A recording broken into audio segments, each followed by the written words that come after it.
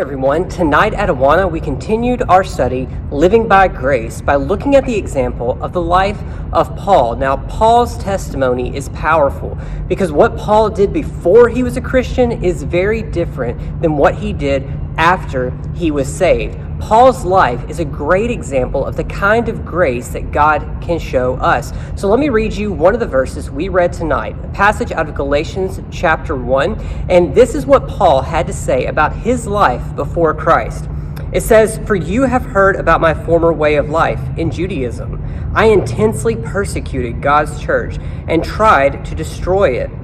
I advanced in Judaism beyond many contemporaries among my people because I was extremely zealous for the traditions of my ancestors." Now, Paul was someone who persecuted the church. He persecuted Christians. He arrested them. He threw them into prison. He even had them killed simply because they followed Jesus. But even that sin, as great as it is, was not too big for God to forgive.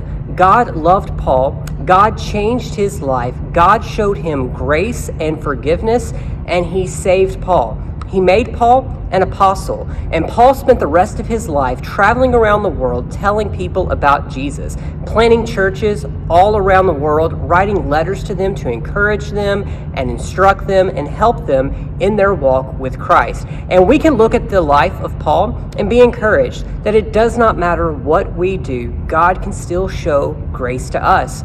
God will still forgive us if we call on his name. So parents, I challenge you to talk to your kids about the gospel and the grace that God has offered to you and to them. And if that opens the door for a conversation where you can share Christ with your child, I am praying for you as you have those wonderful conversations. And to help you in that discussion, all the verses we read tonight at Awana, as well as some questions, are there for you to help you with your discussions at home. Have a great week.